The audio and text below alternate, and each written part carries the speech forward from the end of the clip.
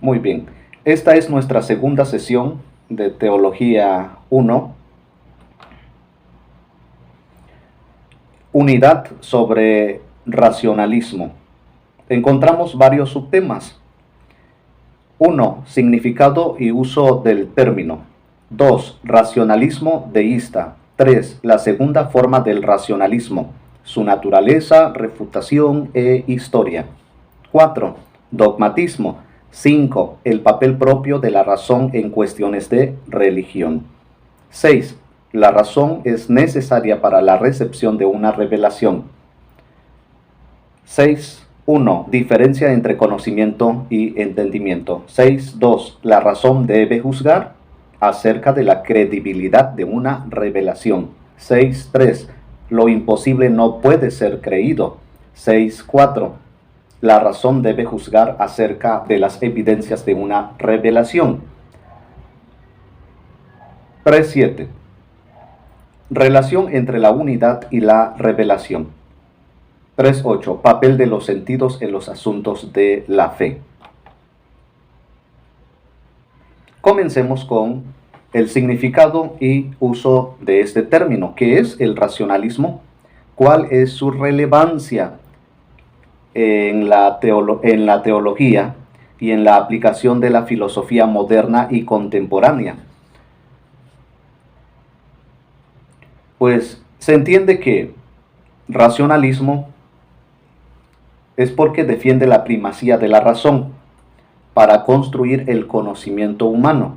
Por supuesto, este es un conocimiento filosófico del cual apoya a otras disciplinas y ciencias para construir su epistemología, como la psicología, la sociología, la psiquiatría y la teología. Su tesis central es, según la cual corresponde a la razón la tarea de formular desde ella misma los principios del conocimiento y las proposiciones de alcance general sobre los objetos del conocimiento. Es decir, la razón humana se cree, según esta filosofía racionalista, que es vasta por sí misma según los principios innatos, como para alcanzar la verdad a través de la duda metódica. Es ahí donde René Descartes empieza a establecer cuándo distinguir una idea innata y cuándo tenemos una imaginación o una representación acerca de esa idea. Utiliza además el paradigma matemático de la geometría y el paradigma experimental de la física. Se opone al escepticismo y al formalismo escolástico.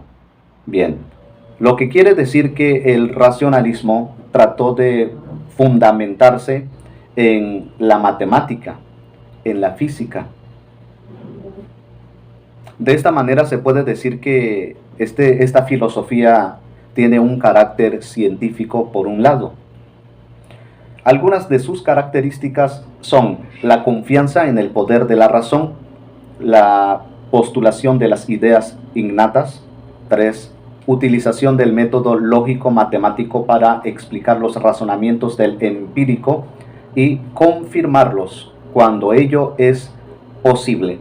Es decir, a través del análisis y del método establecido por René Descartes, pretende alcanzar la verdad hasta llegar a su última consecuencia.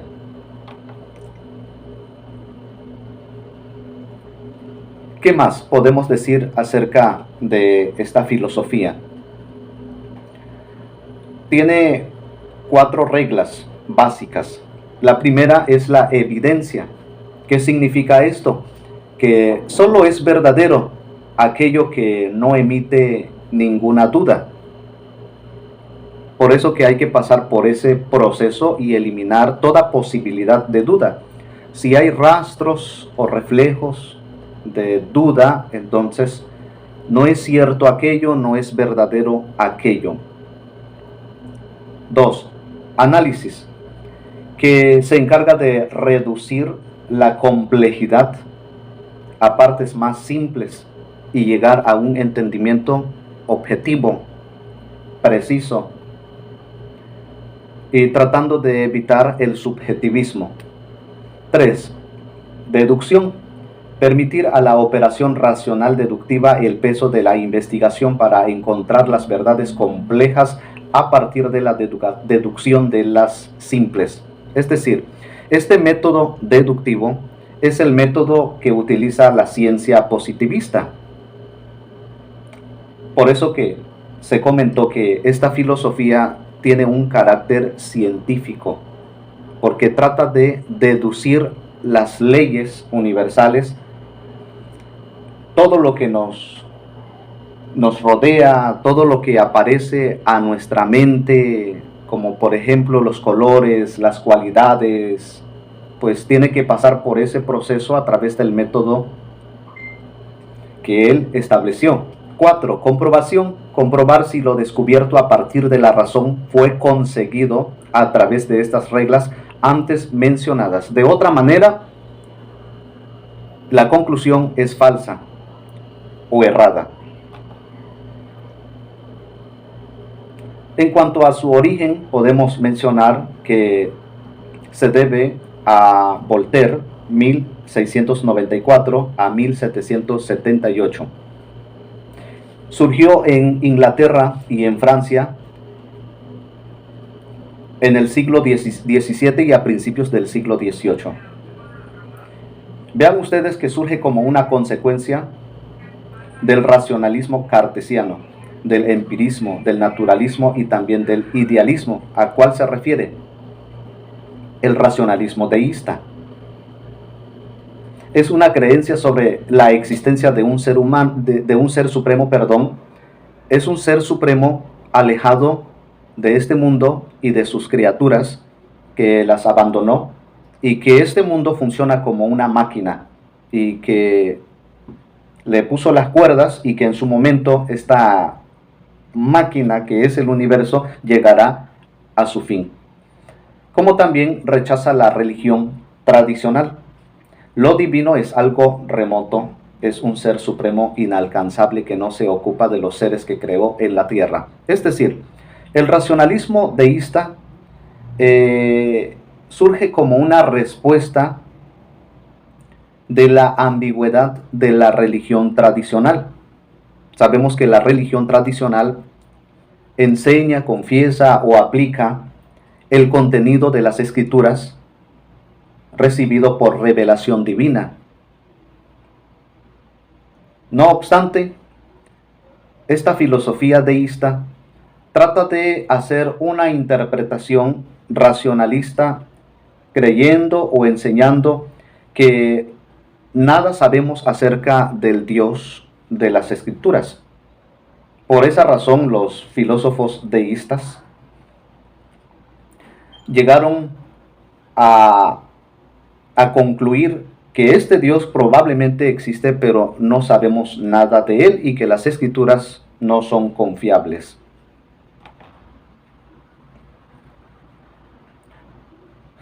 La primera persona en formular los principios del deísmo fue Charles Blount, 1654 a 1693. Y son 5 principios. El primero: solo existe un Dios supremo. 2. Dios debe ser adorado a la distancia y con temor.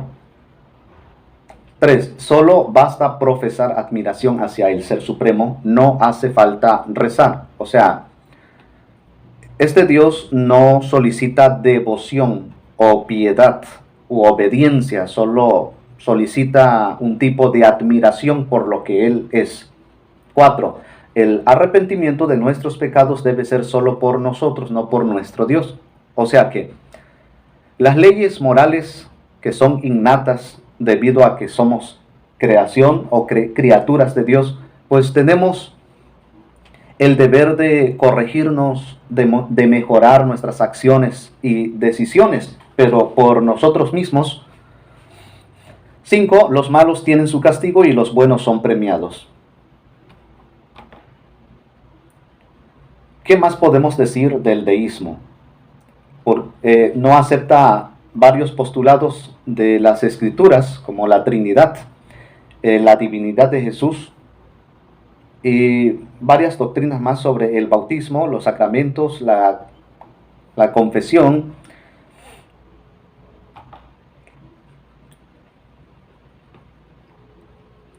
Bien, la segunda forma del racionalismo, su naturaleza, refutación e historia.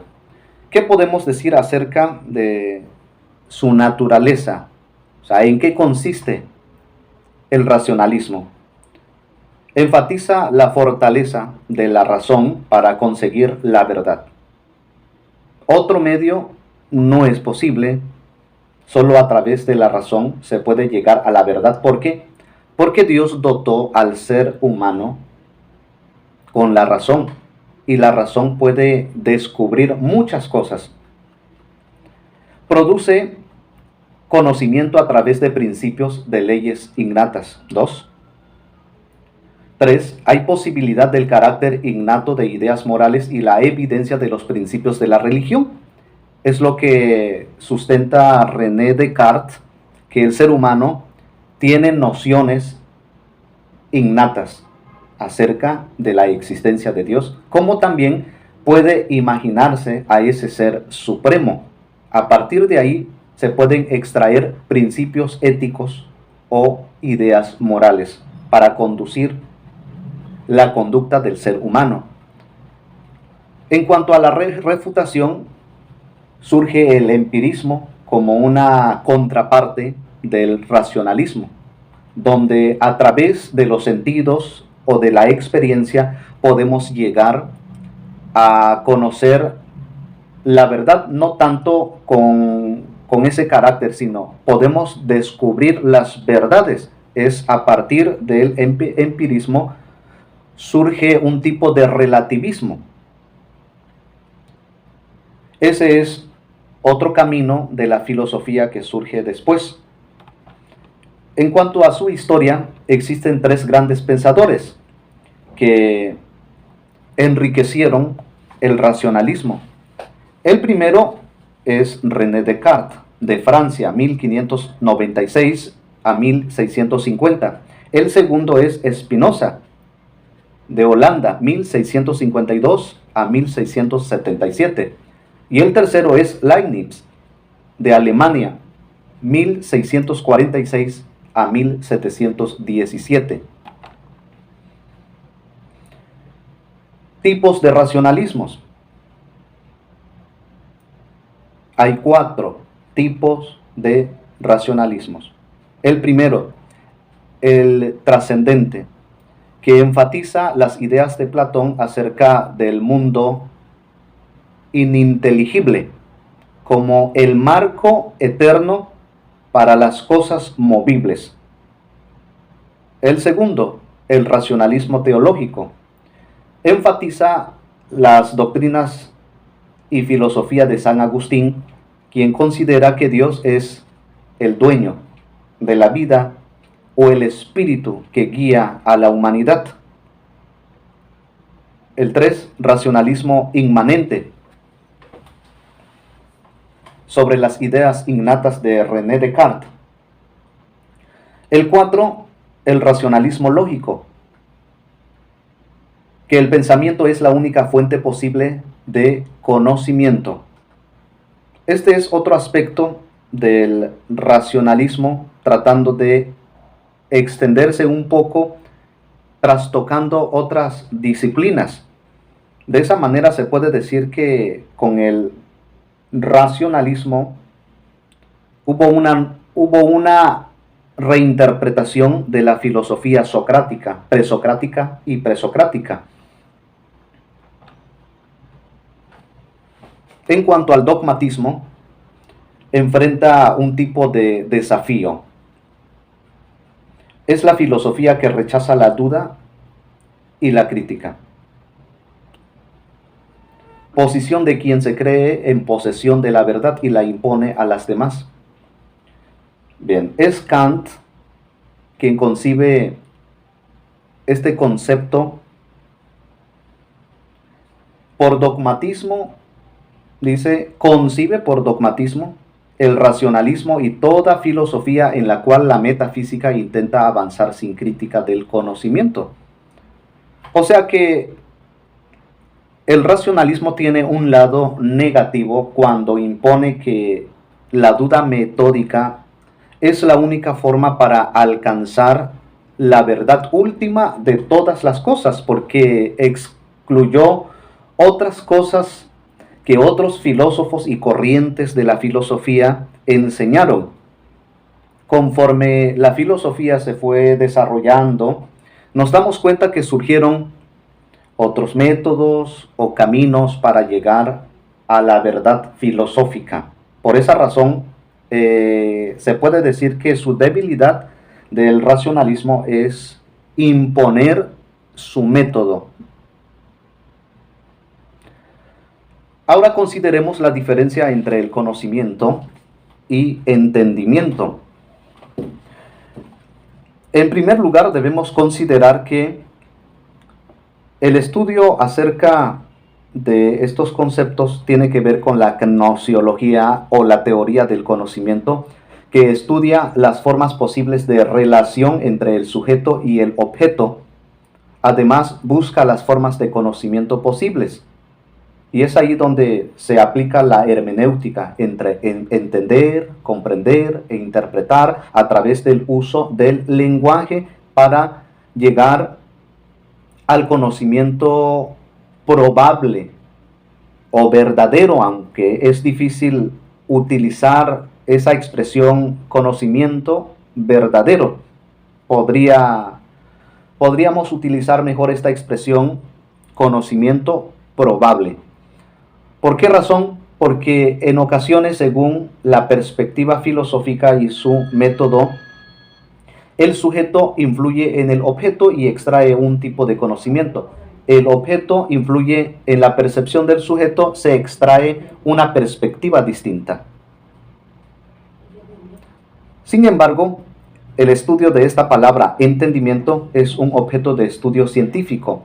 En el escolasticismo, en la Edad Media, se consideró este concepto con relación al nous griego, y es Anaxágoras, el filósofo presocrático, quien va a relacionar esta palabra con la investigación científica para llegar a las verdades últimas. Platón también entendía por nous como intuición, no tanto la intuición como se entiende en psicología, sino la capacidad de extraer la esencia de las cosas. Por eso que él hablaba del mundo ininteligible, el mundo eterno. Y para Aristóteles, la palabra nous o entendimiento tiene que ver con la capacidad de leer dentro, ¿sí?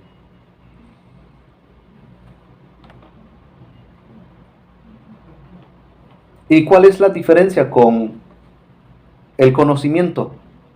Tiene un carácter científico. Se dice que es el conjunto de saberes que se obtienen mediante la observación, análisis y reflexión sobre la naturaleza del ser y la realidad que éste contempla. Porque así está establecido que nuestro método o el método del filósofo es la reflexión filosófica, la observación, el análisis, la deducción. Su función es generar nuevas ideas y conocimientos a partir de la reflexión y de la argumentación racional. Por esa razón, han surgido nuevas filosofías o reinterpretaciones de las filosofías presocráticas, socráticas, y así sucesivamente el conocimiento está en revolución. ¿Por qué razón? Porque la filosofía no tiene un solo método, porque no es ciencia positivista. Si fuera ciencia positivista se convertiría en dogmatismo, tal como el racionalismo cayó en el dogmatismo. Ahora, sobre la razón debe juzgar acerca de la credibilidad de una revelación. cuáles son sus características. O sea, ¿hasta dónde está habilitada la razón como para penetrar a la esencia de la revelación? Consideremos estos elementos. La razón no puede penetrar en la esencia del misterio divino, espiritual, eterno, más allá de lo físico, es algo sobrenatural que una vez fue revelado por Dios, porque eso establece el parámetro bíblico, que Dios se reveló a través de hechos palpables. Sin embargo, la razón, la filosofía teológica, se ocupa de organizar, de sistematizar, de deducir e interpretar los datos de la revelación de Dios, pero jamás podría comprender la esencia de ese misterio que una vez se reveló, porque cada evento es irrepetible. Quizás existieron eventos similares de Dios en el Antiguo Testamento. Sin embargo, su naturaleza o su esencia, Dios la conoce y ningún ser humano, pero a través de la reflexión filosófica y teológica se pueden recopilar datos y extraer principios y hacer un tipo de juicio ético para la aplicación de esa revelación, tal cual como se presenta Dios hablando al hombre con ese propósito de salvarlo de sus pecados. Algunas de las disciplinas que pueden ayudar o sirven de soporte a la razón es la teología pura, la teología sistemática o la teología especulativa, ¿sí?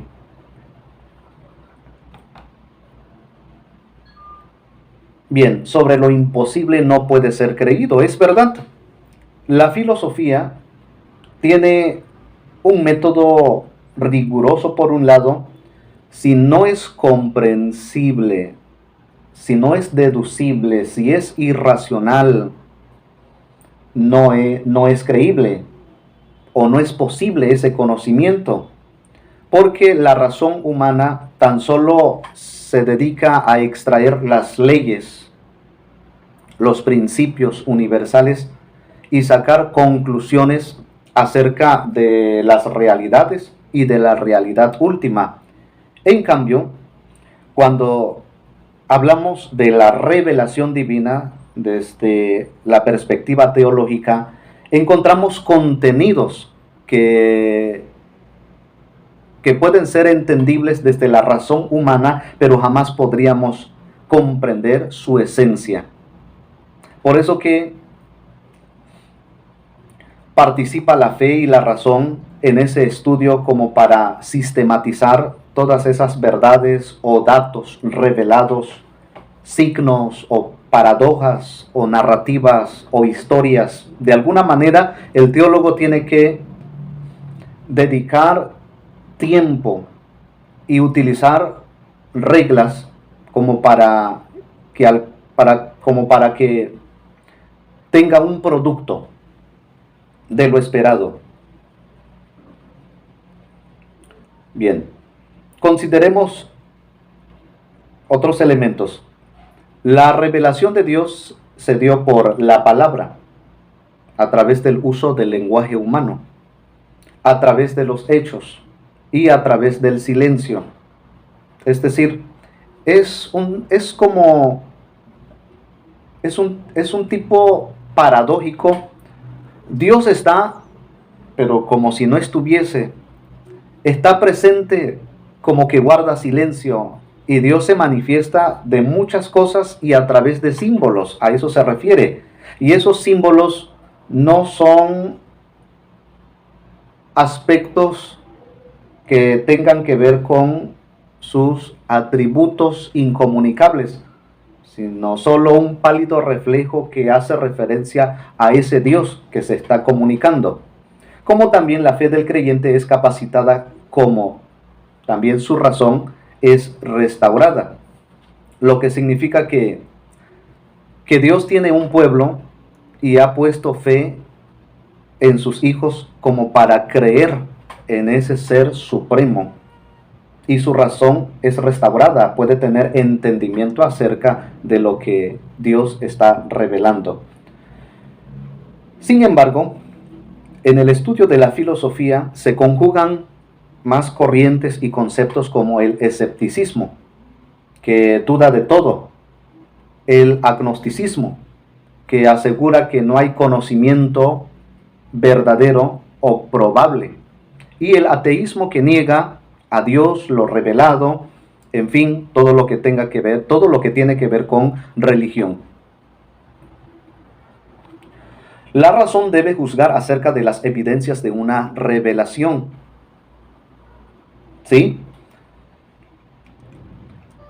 Para que esto sea posible es importante extraer un postulado. Es posible hablar del carácter científico de la revelación de Dios, pero no desde la ciencia positivista. Y considerar nuevamente estos principios, que la revelación se dio por la palabra, que Dios utilizó el lenguaje para revelarse, el lenguaje del ser humano. Y además que Dios se reveló a través de los hechos. Lo que significa que cuando Dios actúa en la historia con señales, con prodigios, con maravillas, cuando abrió el mar rojo, cuando hizo caer maná en el desierto, puso columna de fuego en la noche y columnas de nubes de día para protegerse del calor, se puede decir que existe un tipo de carácter científico a la revelación de Dios. Sin embargo, no se puede comprobar según la ciencia positivista, porque el método de la ciencia es que es deducible, repetible, sujeto a comprobación. Si en la primera se logró descartar y comprobar aquello y que es real, ok, en la segunda comprobación y por enésima vez tiene que dar el mismo resultado. Y es ahí donde se van a conjugar dos conceptos teológicos, que es el liberalismo, que va a negar la revelación o el misterio de Dios o lo sobrenatural, que todo lo que está en la Biblia, esos acontecimientos portentosos, no existieron. Y su contraparte es el fundamentalismo teológico, es la parte más conservadora, que enseña que todo lo que está ahí es real. Todo lo que pasó, pues eso era. Dios habló, Dios intervino, Dios actuó en la historia de la humanidad, particularmente en la historia del pueblo hebreo, de los israelitas en el desierto, así como también el acontecimiento del nacimiento de Jesús, el Hijo de Dios, por la intervención del Espíritu Santo en el vientre de María. Pues son actos sobrenaturales que no se volvieron a repetirse, y no es posible. Pero eso no quiere decir que Dios no vuelva a actuar en el tiempo moderno, en el siglo XXI, por decirlo así. O sea, todo el tiempo Dios está interviniendo. Relación entre la filosofía y la revelación. Por un lado, consideremos acerca de la filosofía, que su principal instrumento es la razón. La filosofía principalmente se interesa en el saber crítico y que pone en duda muchas cosas o ciertas cosas que no le parecen suficientemente claras, como también enfatiza la certidumbre radical, es decir, que los filósofos no se conforman con cualquier clase de respuesta. Es decir, se ha dicho peyorativamente que la filosofía no tiene llenadera, no se conforma, sigue cuestionando hasta llegar a las últimas consecuencias. En cambio, la revelación desde la ciencia teológica se considera desde este marco algunos elementos como la revelación es cristocéntrica y trinitaria a la vez. Es la revelación por medio de la palabra, pero que cambia, porque así aparece en los dos testamentos. Dios a través de los relatos exhorta, reprende, enseña, instruye, transforma, a eso se refiere. Como también hay un tipo de autocomunicación que tiene que ver con la revelación sobrenatural. Él decidió revelarse por sí mismo, no porque el hombre se haya interesado en encontrar a Dios, en descubrir a Dios como lo hace la filosofía, sino porque Dios ya estaba antes de todas las cosas y en su momento decidió crear al hombre o al ser humano a su imagen y semejanza, lo dotó con raciocinio y ese raciocinio, su alma, su corazón, son elementos físicos y figurativos como para hacernos entender que toda la realidad humana no se puede entender con métodos humanos o con razonamientos humanos, sino que hay algo mucho más grande, que hay un propósito mucho mayor. Existe un tipo de metarrelato. Dios está hablando con un propósito de salvar a la humanidad, tal como se presenta desde el primer libro al último, desarrollando su reino espiritual, pero en la tierra, donde llama a los hombres y mujeres a ser parte de ese reino espiritual, porque también se espera la consumación de todas las cosas, donde el reino de Dios sería eterno. Entonces Dios en Cristo, su Hijo, vencería definitivamente a su enemigo Satanás y sus legiones y a sus enemigos humanos, quienes están en contra de ese reino. Consideremos ahora el papel de los sentidos en los asuntos de la fe. Esta cita nos ayuda a situar el papel de los sentidos en la vida espiritual. Los autores cristianos de todas las épocas han usado lenguaje sensorial para expresar encuentros humanos con lo divino. Pero inmediatamente y a continuación sostienen que, ¿cómo podría esperarse la afirmación de tener una forma especial de percepción que hace posible el contacto directo del ser humano con Dios?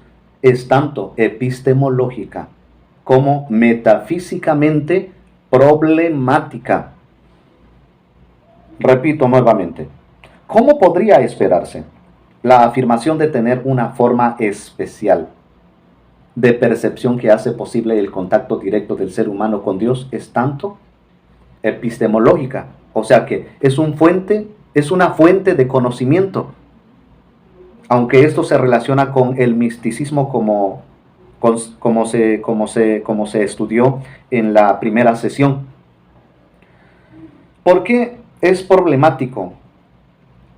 Porque no tiene entendimiento, no tiene razón humana, solo se da cuando Dios se comunica con el hombre, pues es algo inexplicable, porque es espiritual. Y deseo poner ese ejemplo de la experiencia de Pablo, que fue trasladado al tercer cielo, y hace una pequeña descripción y no estaba del todo seguro, ¿no? Y de pronto dice que en el espíritu es un tipo de éxtasis.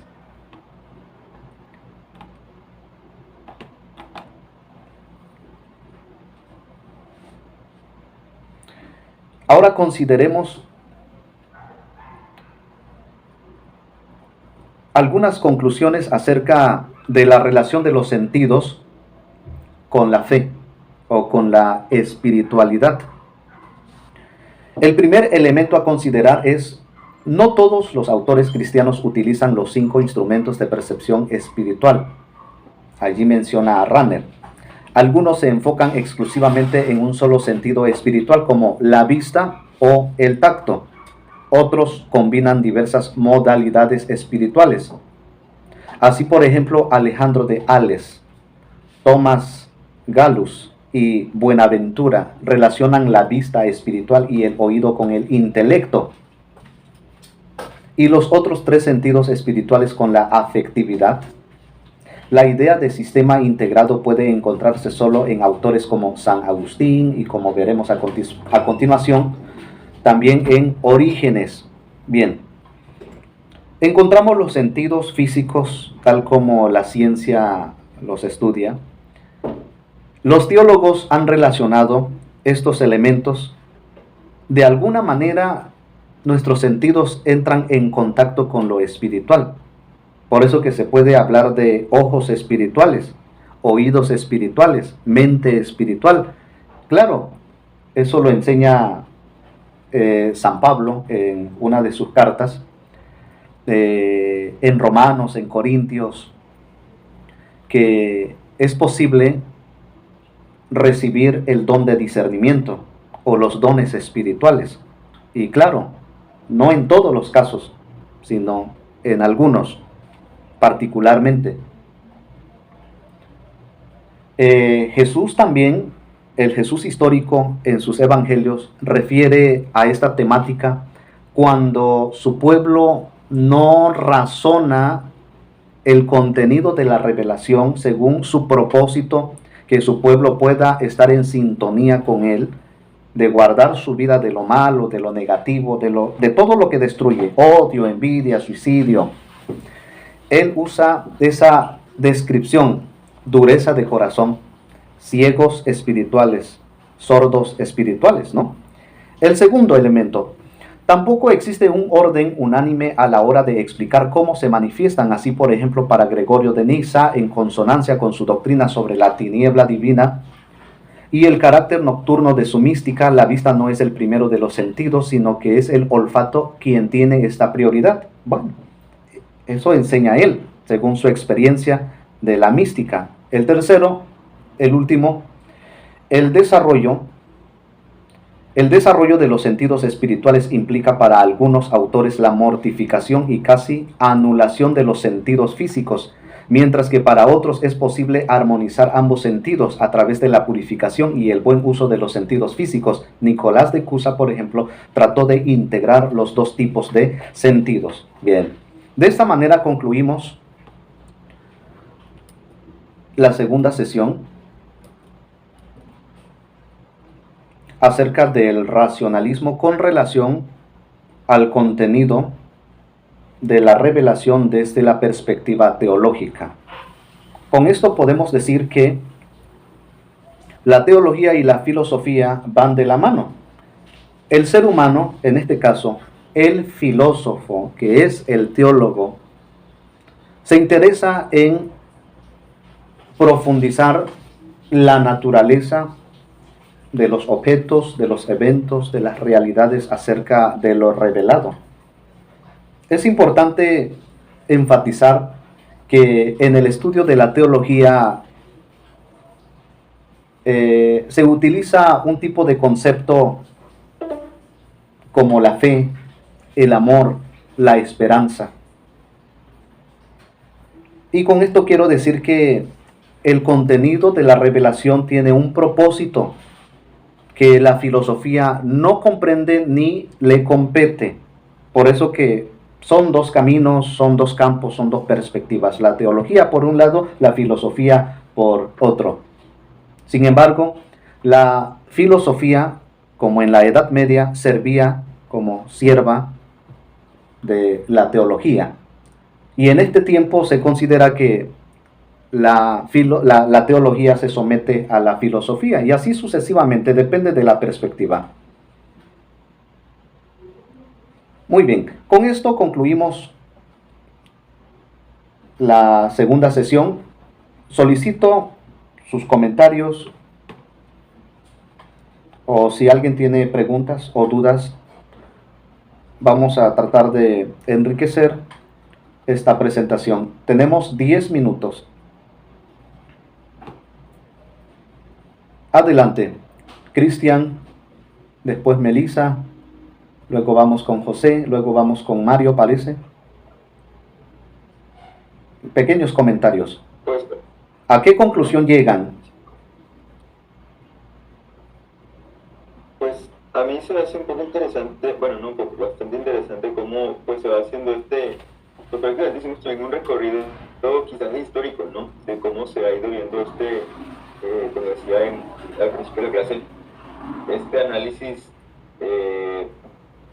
análisis filosófico de la teología. No sé si me escucho. Sí. Adelante. Okay.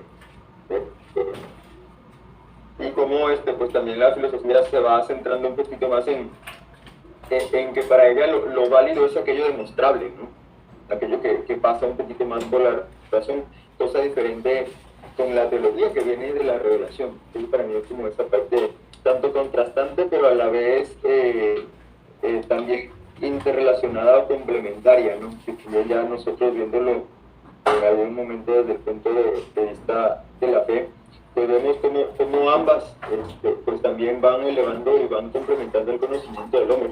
Entonces para mí esta parte sería como que pues algo importante, ¿no? Eso vendría siendo mi conclusión, ¿no? Y por ahí tomé alguna nota de cómo pues para la ciencia el conocimiento, la función del conocimiento es generar nuevas ideas y nuevos conocimientos a partir de la reflexión y de la argumentación racional, y como de la teología pues va haciendo como acabo de decir, pues la relación de Dios hacia el hombre. Pues eso para mí sería como la parte importante. Gracias, maestro Cristian.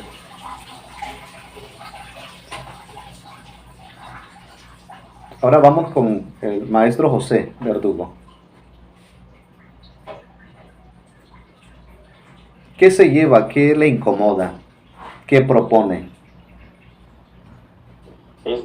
Considero que tanto la teología como la filosofía e incluso la ciencia manejan métodos diferentes de estudio, y por lo tanto no van a llegar a las mismas conclusiones, ya que sus métodos de estudio son distintos.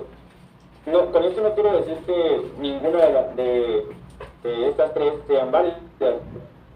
Sin embargo, pues cada una da una explicación desde su punto de vista, da una explicación de su metodología de investigación, y hasta cierto punto son válidas. En ocasiones pensamos que la fe está peleada con la razón o la razón con la fe. Sin embargo, yo creo que es un problema que tenemos solamente de comunicación, ya que la fe no puede ser una fe sin razón y tiene que ser una fe razonable, y por lo tanto podría decir que son dos vías diferentes de adquirir información, y que en ocasiones no necesitan concordar, simplemente dar respuesta desde su postura y nada más. Gracias, muy amable. Eso es todo. Maestro, muy amable, gracias por su aporte. Es correcto, ambas van de la mano, la fe y la razón, aunque desde la filosofía representa una problemática epistemológica, pero desde la filosofía no representa ninguna problemática, porque es la fe como el principal instrumento que apoya a la razón, porque todo lo que está ahí es creíble. Ahora sí, con el maestro Mario Díaz, para cerrar. ¿Qué se lleva? ¿Qué le incomoda? ¿Qué propone? ¿Cuál es su conclusión? Bueno, proponer algo ante pues, ya los paradigmas fundamentados que hay en este tiempo, pues creo que sería muy corto, ¿no? Sin embargo, me cabe la idea de que se puede caer en un relativismo en el conocimiento, puesto que ante tantas posturas, ante tantas ideas, ante tanta lógica y ante tanto escudriñir, la verdad, pues se tiende a tener su propia idea de la realidad si hablamos del conocimiento empírico.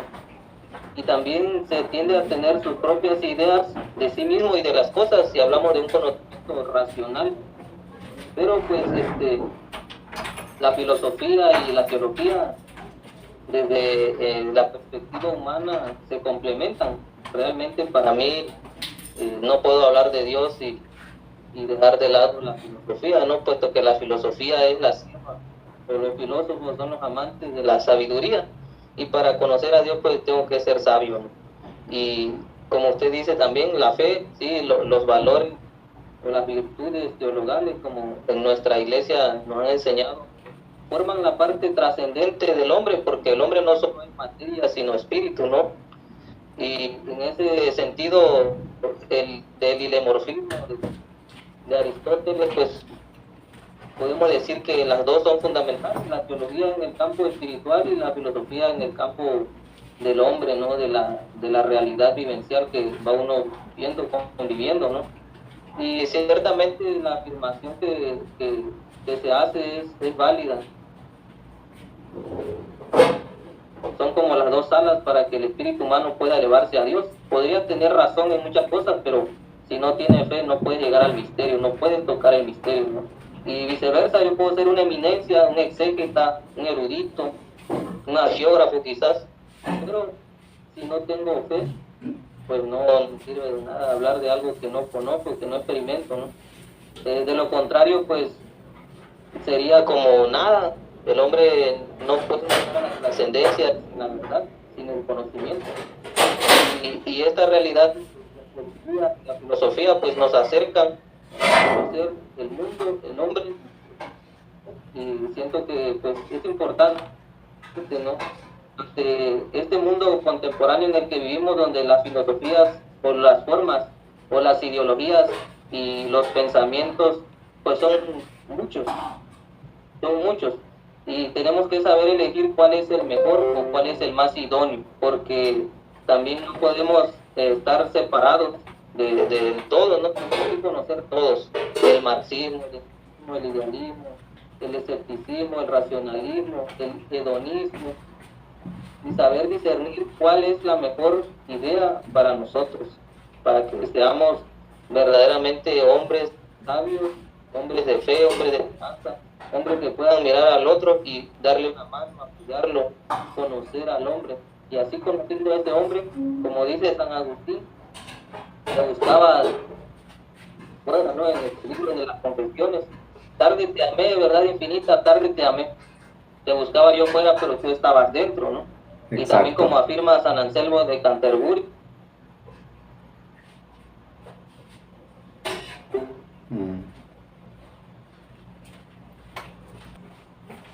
Bien, deseo que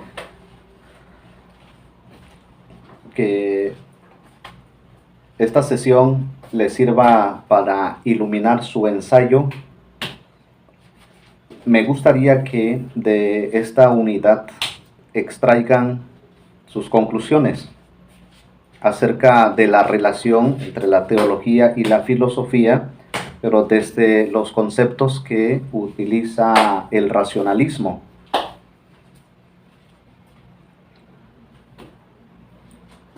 Ya no regresaron. Ok, dice que no le da acceso. Bueno. Sería todo entonces. Muchísimas gracias, que pasen buenas noches. Hasta luego, nos vemos el próximo sábado.